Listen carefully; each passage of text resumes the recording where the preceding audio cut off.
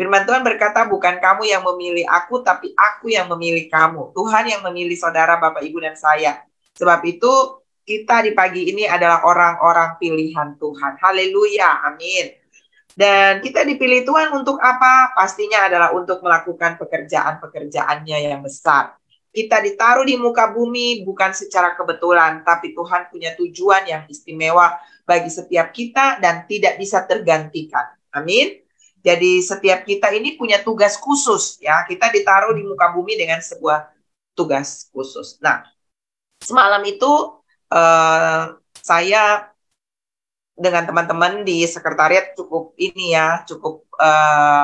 sibuk ya untuk mencatat lagi nama-nama yang sudah pernah ada, yang sudah didata dan yang masih baru didata tadi malam. Dan kami tuh tadi malam saya ada pelayanan keluar, jadi selesai ibadah saya langsung buka Zoom dan WA saya, dan saya lihat wow, begitu banyak WA yang masuk. Dan karena saya tidak perhatikan, karena saya baru habis melayani, saya baru habis khotbah di satu tempat, dan akhirnya saya dengan teman-teman kami cepat-cepat ke kantor untuk membantu di sana karena ada begitu banyak permintaan yang ternyata belum terakomodir.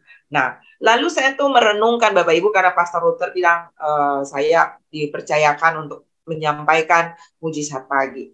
Saya tuh sempat berpikir begini, Tuhan, malam ini kita baru selesai ya melayani pekerjaan Tuhan, dan kalau mau dikata cukup melelahkan karena tadi malam tuh sampai malam banget ya.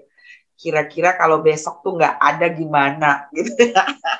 Dan akhirnya ini yang jadi tema pagi ini. Ketika saya merenungkan itu, Roh Kudus ngejelasin kepada saya, dan inilah yang saya mau sampaikan. Ketika esok itu tidak ada. Anak saya waktu saya dikirimin judul ini, dia bilang gini, Mama kenapa temanya horor? Kenapa temanya menakutkan gitu ya? Kenapa ketika esok tuh nggak ada? Saya bilang lah, justru ada pepatah yang mengatakan begini, Bapak Ibu. Hiduplah, belajarlah seperti kita ini akan hidup 1000 tahun lagi. Ya, jadi artinya selama hidup kita nggak pernah harus berhenti puas untuk belajar.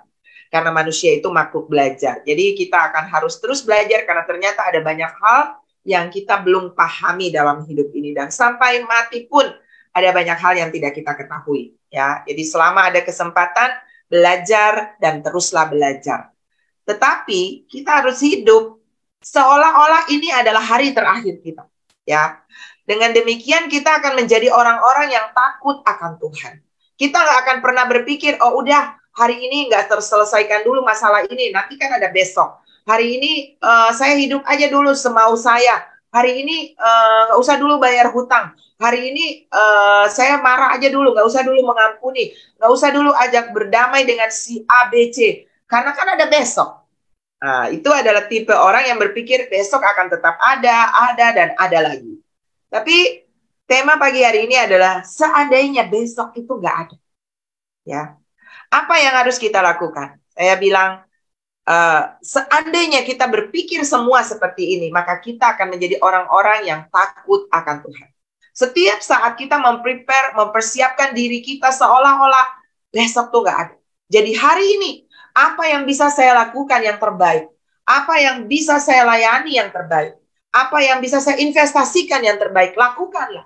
Karena jika besok nggak pernah ada, maka kita sudah mengisi hidup kita dengan yang terbaik. Amin, Bapak Ibu. Pengkhotbah 3 ayatnya yang ke-22 berkata, nikmatilah hidupnya kita. Itu kapan? Sekarang. Ya, coba Bapak Ibu kita lihat Pengkhotbah 3 ayatnya yang ke-22.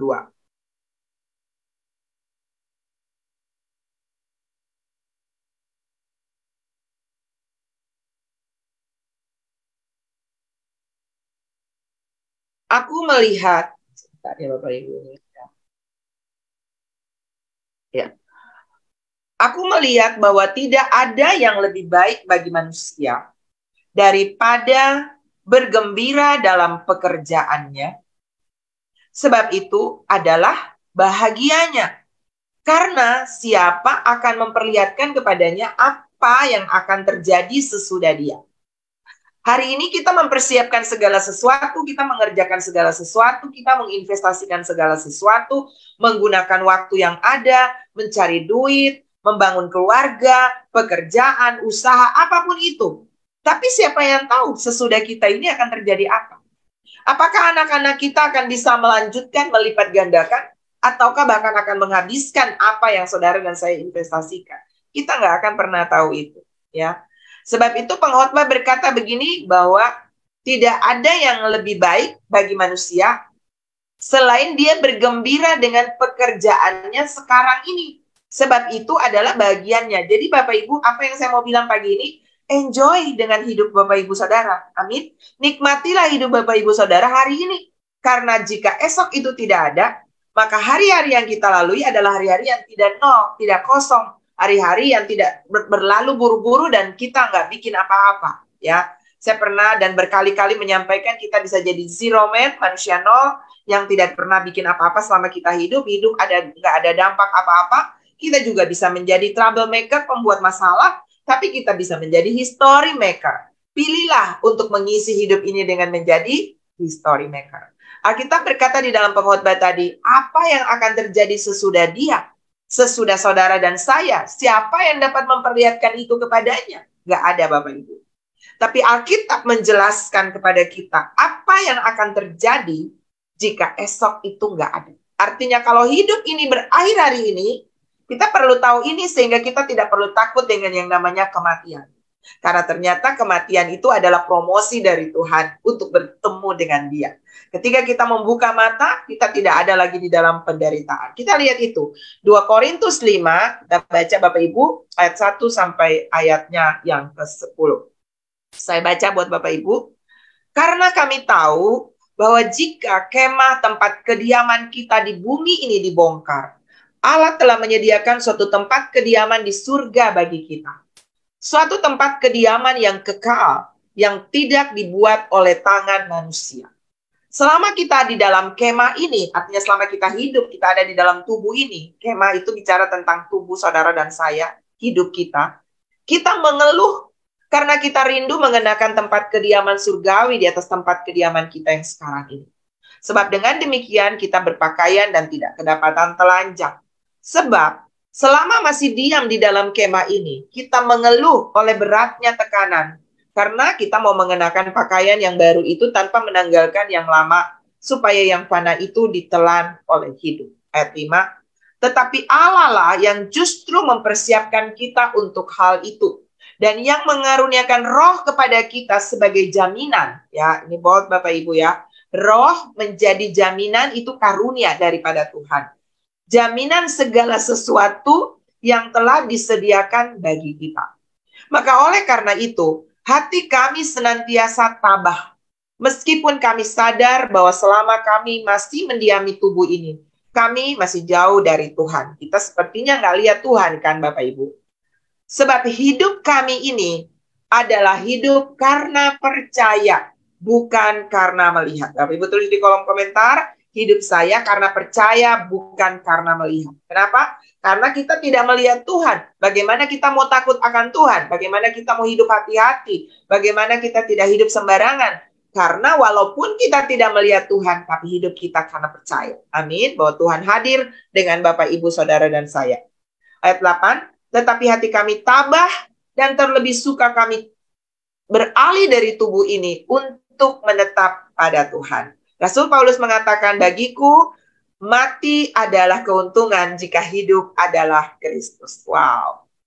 Ayat 9. Sebab itu juga kami berusaha, baik kami diam di dalam tubuh ini, maupun kami diam di luarnya, supaya kami berkenan kepadanya. Itu kunci Bapak Ibu.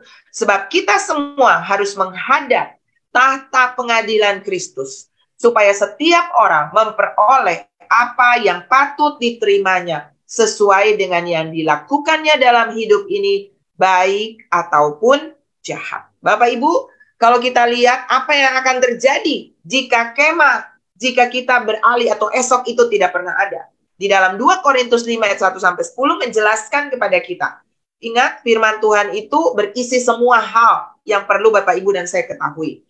Dan di sini dicatat, Kalau saudara nggak tahu apa yang akan diperlihatkan, apa yang akan terjadi sesudah hidup ini, dan kalau hari ini berakhir, maka firman yang tadi kita baca menjelaskan beberapa hal yang kita akan lihat pagi hari ini, yaitu kalau kita lihat di ayatnya yang pertama, apa yang akan terjadi kalau kemah hidup ini berakhir? Maka yang pertama itu adalah, ingat hidup ini tidak kekal. Kemah tempat kediaman Bapak, Ibu, Saudara, dan saya hari ini, ya, tubuh kita ini akan apa, Bapak Ibu, akan dibongkar. Kemah tempat kediaman kita di bumi dibongkar. Ini berbicara tentang hidup kita secara pribadi, tapi juga bumi yang Bapak, Ibu, Saudara, dan saya tinggali. Bumi ini nggak kekal, Bapak, Ibu. Satu waktu nanti bumi ini akan dibongkar, ya. Alkitab berkata langit dan bumi akan lenyap, hilang. Artinya bumi yang saudara dan saya nikmati ini akan hilang, lenyap. Ya, semua yang kita bangun, gedung-gedung tinggi, semua kekayaan, kejayaan dunia ini, semua akan lenyap. Ya, akan dibongkar. Itu perlu kita tahu dulu. Sehingga kita tidak menjadi orang yang cinta dunia lebih daripada apa yang akan kita tuju. Ya, banyak orang yang euforia dan happy-happy di bumi karena dia nggak pernah tahu bahwa bumi ini akan lenyap. Ya, tapi pagi ini saya mau bilang, kalau esok nggak pernah ada, itu kita perlu tahu ya Bapak Ibu, bahwa bumi ini akan dibongkar. Ya, bahwa saudara dan saya juga, bumi kemah kita, tubuh kita ini akan hilang satu waktu nanti. Ya, ketika kita menghadap Tuhan. Lalu, walaupun bumi ini dibongkar, atau kita ini akan hilang, kita ini akan meninggal, istilahnya kita ini nggak akan ada hari esok lagi, ada hal yang kedua yang kita perlu tahu, yaitu dalam ayat 1 juga, bahwa Allah telah menyediakan suatu tempat kediaman di surga bagi kita. Suatu tempat kediaman yang kekal, yang tidak dibuat oleh tangan manusia. Katakan amin. Amin. Makanya Tuhan Yesus berkata, waktu dia mau naik ke surga, kita akan memperingati hari kenaikan Tuhan Yesus, dia berjanji, aku pergi untuk menyediakan tempat bagi kamu. Haleluya. Tuhan pergi menyediakan tempat bagi orang-orang yang percaya kepadanya. Tulis Bapak Ibu di kolom komentar, ada rumah bagi saya yang Yesus bangun. Haleluya. Ada rumah bagi saudara dan saya yang percaya kepadanya, yang Tuhan sediakan. Kalau rumah atau kemah di bumi ini dibongkar, hidup kita berakhir, bumi ini berakhir, kita sudah punya rumah. Haleluya. Kita akan ada di langit baru dan bumi yang baru, di mana terdapat kebenaran. Ya, sebab itu hiduplah di dalam kebenaran. Karena kebenaran itu adalah harga mati untuk saudara dan saya ada di kehidupan kekalan. Haleluya. Ya. Apalagi yang kita perlu tahu dari bacaan tadi.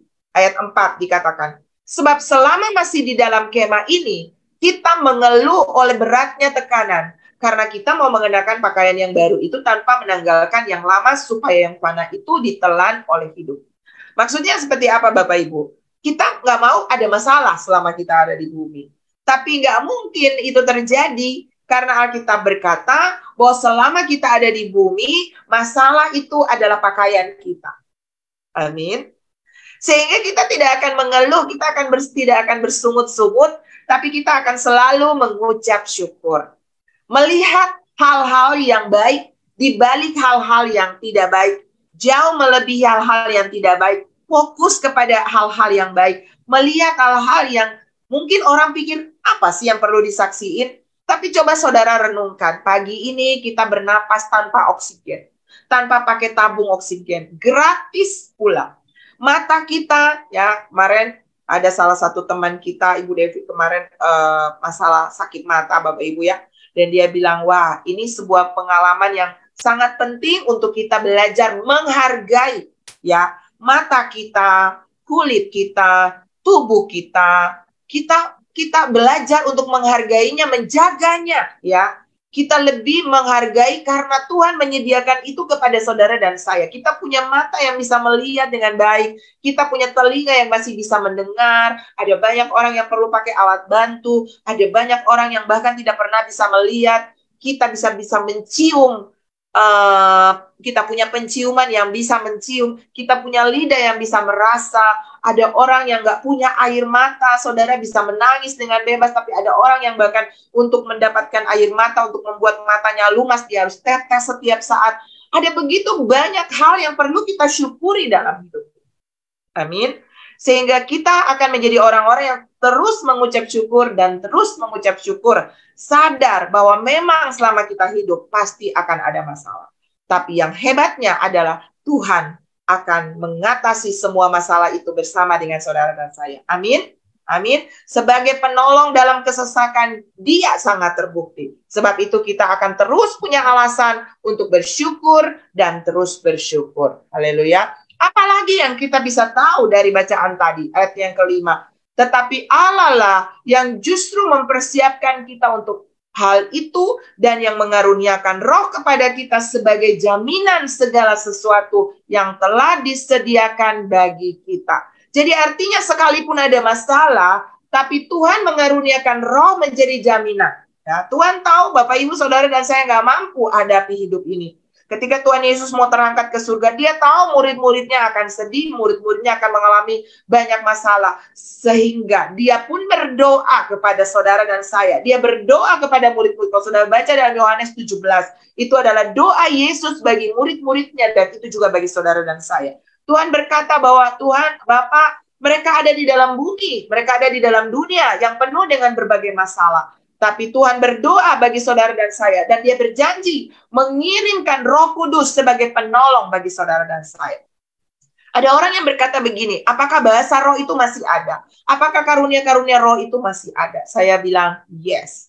Karena sampai bumi dan langit ini berlalu, Alkitab berkata, satupun daripada firman Tuhan tidak akan pernah batal. Yang terjadi adalah Tuhan menyediakan Roh Kudus itu menjadi penolong. Ini adalah zaman Roh Kudus. Dan Tuhan menyediakan itu sampai bumi ini berakhir. Alkitab berkata, Tuhan mau kita tidak kekurangan satu karunia pun. Termasuk karunia berbahasa roh, termasuk karunia bernubuat, termasuk karunia menafsirkan dan segala macam mengajar dan segalanya. Tuhan sediakan bagi gerejanya. Sayangkan kalau karunia alias pemberian Tuhan itu kita sia-siakan. Ada orang yang dapat, ada orang yang nggak dapat. Kenapa begitu? Karena kita kadang nggak percaya. Karena kita juga tidak terlalu tertarik. Padahal Roh Kudus diberikan, Alkitab berkata karunia itu Roh Kudus salah satunya, bahasa roh itu diberikan untuk apa? Untuk membangun diri kita, untuk membuat kita kuat.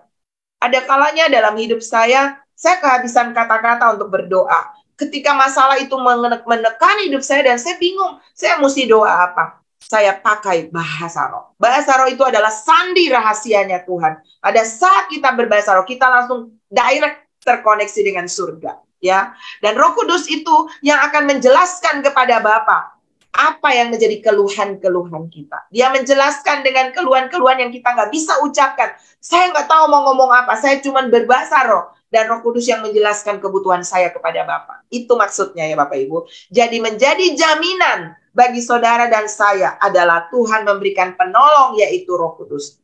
Dan kita akan memperingati hari Pentakosta. Rindukanlah bahwa Pentakosta itu akan terjadi dalam kehidupan saudara dan saya. Mulai hari ini dan bahkan sampai selama-lamanya. Amin Bapak Ibu. Tuhan sudah mempersiapkan itu sebagai jaminan bagi saudara dan saya. Dia Bapa yang baik kok. Dia tahu keterbatasan kita. Sebab itu Dia siapkan bagi kita penolong. Amin. Lalu apa lagi Bapak Ibu? Ayatnya yang ke-7. Sebab hidup kami ini adalah hidup karena percaya, bukan karena melihat. Hidup Bapak Ibu Saudara dan saya ini bukan karena melihat. Jadi ketika kita melihat masalah, kok belum selesai persoalan saya, sakit belum tersembuhkan, tetap fokus kepada Yesus. Tetap percaya bahwa Tuhan tidak pernah meninggalkan Bapak Ibu Saudara dan saya. Amin. Tetap percaya walaupun kita tidak melihat. Walau ku tak dapat melihat semua rencanamu Tuhan, namun hatiku tetap memandang padamu, Kau ada untukku. Amin Bapak Ibu. Percaya bahwa Tuhan ada untuk saudara dan saya. Kita masih punya Tuhan. Masalah boleh bertubi-tubi datang dan kadang-kadang Tuhan itu, bukan kadang-kadang, kita berkata Tuhan memakai itu untuk membentuk kita menjadi lebih dewasa. Saudara, lebih daripada kita disembuhkan, Lebih daripada kita prosper diberkati, lebih daripada usaha kita berhasil, lebih daripada kita naik jabatan dan sebagainya. Tuhan punya tujuan yang lebih spesial, adalah saudara dan saya menjadi serupa dengan Kristus. Amin. Karena kita akan ada di dalam kekekalan bersanding dengan Dia sebagai mempelai-mempelainya yang tanpa cacat celah. Dan itu tujuan Tuhan. Tuhan mau menguduskan saudara. Tuhan mau menyucikan saudara. Tuhan mau membentuk saudara dan saya menjadi serupa dengan Dia. Dan itu melalui masa. Sebab itu bersyukurlah. Kemarin kita sempat sharing dan kita bilang, orang-orang kok yang nggak dekat sama Tuhan, yang kayaknya nggak ibadah-ibadah, hidupnya kadang-kadang malah lebih makmur ya, lebih diberkati daripada kita. Saya bilang sama mereka begini, justru perlu dipertanyakan. Karena Wahyu berkata, barang siapa ku kasihi, ia ku tegur dan ku hajar. Jadi justru ketika Tuhan mengizinkan masalah untuk menegur, ketika kita salah, melenceng, dan jalan kita tidak jalan tol, lakukan apa saja bebas semau kita, maka itu tandanya Tuhan mengasihi saudara dan saya. Amin. Amin. Karena Daud, satu waktu Daud pernah cemburu ketika dia melihat orang-orang fasik yang begitu diberkati. Lalu dia bilang, percuma aku mempertahankan kelakuanku bersih, karena ada orang-orang yang hidupnya sembarangan, hidupnya tidak takut Tuhan, kok mereka lebih makmur, mereka lebih sehat, mereka sepertinya nggak ada masalah. Lalu satu waktu, Tuhan membawa Daud masuk ke tempat kudusnya. Dan Daud melihat, sesungguhnya kata firman Tuhan, di tempat-tempat licin Tuhan taruh mereka. Sekali mereka jatuh, nggak bangun-bangun lagi. Tapi Alkitab menjamin, 7 kali orang benar jatuh, tidak akan sampai tergeletak. Haleluya. Yang orang benar tulis di kolom komentar, saya orang benar, dibenarkan oleh darah Yesus, dan 7 kali saya jatuh, tidak akan tergeletak. Bersyukurlah, karena saudara dan saya adalah pilihan Tuhan. Amin. Dan dikatakan di sana, hidup kita adalah hidup karena percaya, bukan karena melihat. Amin. Tetaplah percaya Bapak Ibu, apapun yang terjadi hari ini, Tuhan ada dengan kita. Apalagi di ayatnya yang 9 berkata, sebab itu juga kami berusaha, baik kami diam di dalam tubuh ini, maupun kami diam di luarnya, artinya kalau hidup sekarang dan hidup yang akan datang. Apa yang harus kita kejar? Ini yang tadi saya sampaikan, bahwa supaya saudara dan saya berkenan kepadanya. Itu harus menjadi tujuan utama dalam hidup saudara dan saya. Hidup berkenan kepada Tuhan. Jika esok tak pernah ada, hari ini kita sudah pastikan kita berkenan kepadanya. Amin. Maka kekekalan itu menjadi bagian daripada hidup saudara dan saya. Bukan lagi hal-hal dunia yang akan binasa yang menjadi pengejaran utama dalam hidup kita. Bekerja dan lupa mencari Tuhan. Bekerja dan lupa melakukan kebenaran. Bekerja dan lupa investasi kekekalan. Jangan sampai itu terjadi buat kita di tempat ini. Amin. Tapi kita memprioritaskan Tuhan. Karena Matius 6 ayat 33 berkata, carilah dahulu kerajaan Allah dan kebenarannya, maka semuanya ditambahkan. Jadi kesehatan, kekayaan, berkat, kebahagiaan dunia ini cuman tambahan, bonus. Yang paling utama adalah perkenanan Tuhan. Katakan amin. Amin. Ini harus menjadi fokus orang percaya. Sehingga kita nggak akan neko-neko. Yang ada dalam pikiran kita, Tuhan aku mau berkenan kepada Engkau. Aku mau hidup berkenan kepadamu. Amin Bapak Ibu. Ayat 10 berkata, sebab kita semua harus menghadap tahta pengadilan Kristus. Supaya setiap orang memperoleh apa yang patut diterimanya sesuai dengan yang dilakukannya dalam hidup ini, baik ataupun jahat. Wow, saudara, hal yang perlu kita ketahui jika esok itu nggak pernah ada adalah satu waktu nanti atau kita semua hari ini sedang antri menuju tahta pengadilan Kristus. Kalau kita akan menghadap pengadilan, ya kita mempersiapkan diri kan, saudara lihat orang-orang di pengadilan itu, mereka mempersiapkan diri apa yang harus disampaikan walaupun ada yang juga bohong-bohong. Tapi kan nggak ada yang tahu, hakimnya nggak bisa deteksi. Ada alat pendeteksi kebohongan, tapi tidak secanggih Tuhan kita yang melihat sampai ke kedalaman hati kita, hidup kita. Dan Alkitab berkata, segala sesuatu yang terjadi di bawah muka bumi ini ada di dalam pantauannya Tuhan. Tidak ada yang tersembunyi di matanya Tuhan. Kita akan menghadap tata pengadilan satu waktu nanti. Dan semua yang kita kerjakan akan dibuka di sana. Akan diputar di sana. Dan kita akan melihat, wow, saya melakukannya di tempat tersembunyi. Tapi kok hari ini dibuka di depan miliaran manusia. Di depan Tuhan sendiri. Dan kita akan dihakimi baik atau jahat. Disitulah eksekusi ilahi akan datang. Surga atau neraka. Hidup kekal atau mati kekal. Kita akan menuju ke sana, Bapak Ibu. Sebab itu, jika esok itu nggak pernah ada, kita sudah tahu kemana kita akan pergi. Itu poin penting dalam kehidupan kita. Amin, Bapak Ibu. Dan Alkitab mencatat beberapa hal yang di dalam Alkitab, cerita di dalam Alkitab. Bapak Ibu pernah tahu tentang Lazarus dan orang kaya. Nanti Bapak Ibu baca aja ya. Di dalam Lukas 16, ayat 19-21. Ya, di sana dikatakan Tuhan memberikan sebuah perumpamaan tentang orang kaya dan Lazarus. Kita tahu setelah hidup mereka berakhir, orang kaya ini pergi kemana? Dia ada di suatu tempat yang panas, yang tidak menyenangkan, haus, dan itu adalah tempat di mana penyimpanan sementara untuk nanti menuju kepada penderitaan kekal, ya Bapak Ibu. Tetapi orang miskin ini ada di mana? Di pangkuan Abraham. Itu berbicara tentang suatu tempat yang nyaman, ya, menuju kepada Firdaus. Itu adalah surga yang Tuhan siapkan, ya, kepada orang-orang yang hidup selama di muka bumi dengan tidak main-main. Tetapi hidup dengan satu tujuan, dengan sebuah kepastian bahwa jika esok tidak pernah ada, saya sudah punya rumah kekal.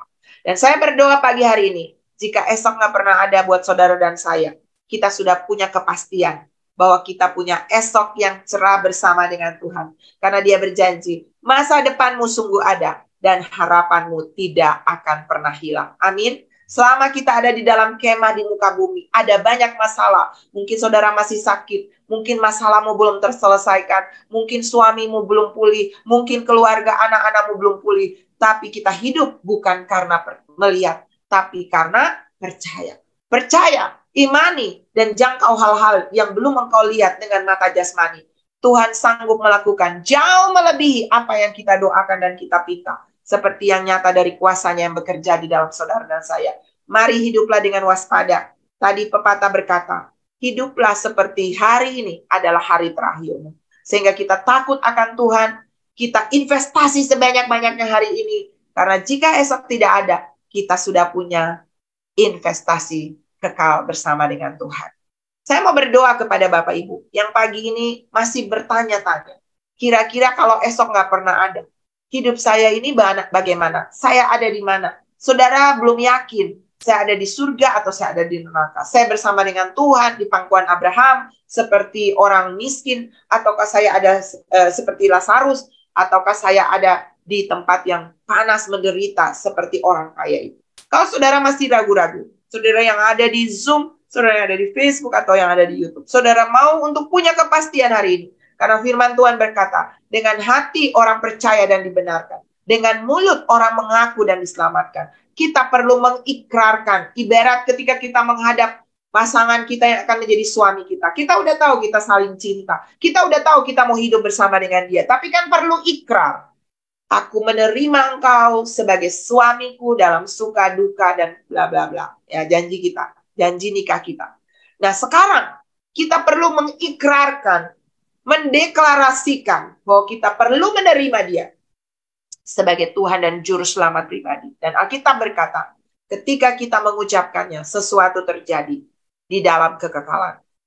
Saudara yang mau punya kepastian itu, saudara mau mengikrarkan bahwa Anda mau punya Yesus dalam hidupmu sebagai Tuhan dan Raja, sebagai juru selamat dalam hidup saudara. Dan saudara punya nama ada dalam kitab kehidupan. Kalau itu Bapak Ibu boleh raise hand yang ada di Zoom, Bapak Ibu yang ada di Facebook, YouTube, Bapak Ibu juga boleh angkat tangan kepada Tuhan. Di tempat Bapak Ibu ada Tuhan, Tuhan melihat Bapak Ibu, dan Bapak Ibu bisa ikuti saya berdoa pagi hari. Pagi ini kita perlu punya kepastian. Karena jika esok nggak ada, kita sudah dengan Tuhan. Amin. Ayo kita berdoa Bapak Ibu. Tuhan Yesus, Bapak Ibu ikuti saya berdoa. Tuhan Yesus, hari ini Saya buka hati saya. Saya undang Tuhan Yesus. Masuklah dalam hatiku. Jadilah Tuhan. Jadilah Raja. Jadilah Juru Selamat bagiku. Hari ini saya percaya darah-Mu sudah menyucikan saya. Mengampuni saya dari segala dosa pemberontakan saya.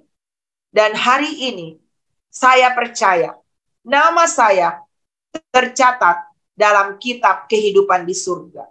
Dan saya adalah anak-Mu. Saya akan menerima janji-janji-Mu. Saya percaya hidup lama saya sudah berlalu. Dan hidup baru saya adalah bersama dengan Tuhan. Di dalam nama Tuhan Yesus, saya bersyukur dan menerima Engkau sebagai Tuhan dan Juru Selamat pribadi dalam hidup. Amin. Tuhan Yesus, terima kasih untuk hari ini. Kami sudah punya sebuah kepastian bahwa jika esok itu bahkan gak pernah ada, kami punya esok bersama dengan Tuhan. Masa depan kami, jaminannya ada di dalam Engkau. Terima kasih Tuhan untuk pagi ini. Hamba selesai. Tapi Roh Kudus jangan berhenti. Teruslah berbicara, mengarahkan, memimpin, menuntun, mendidik kami. Menyucikan, membenarkan di dalam kebenaran-kebenaran-Mu hari lepas hari. Karena kebenaran-Mu itulah yang membebaskan kami. Kami bersyukur dan kami akan terus berjalan dari langkah-langkah kebenaran menuju kepada kebenaran, kemuliaan menuju kepada kemuliaan. Sampai Engkau kembali menjemput kami. Dan sampai kekal selama-lamanya. Apapun masalah kami, bukan masalah lagi. Karena kami tidak berjalan sendirian, tidak menyelesaikan sendirian, tapi kami berjalan dengan Tuhan yang adalah solusi untuk semua masalah kami. Karena Engkau nama di atas segala nama. Kami taruh semua nama masalah kami, penyakit, persoalan hidup kami di bawah nama Yesus. Dan kami katakan semua masalah kami teratasi bersama dengan nama Yesus. Haleluya. Kami hidup bukan karena melihat, tapi karena percaya. Percaya dan terus percaya. Di dalam nama Tuhan Yesus. Haleluya. Amin. Amin. Tuhan Yesus memberkati.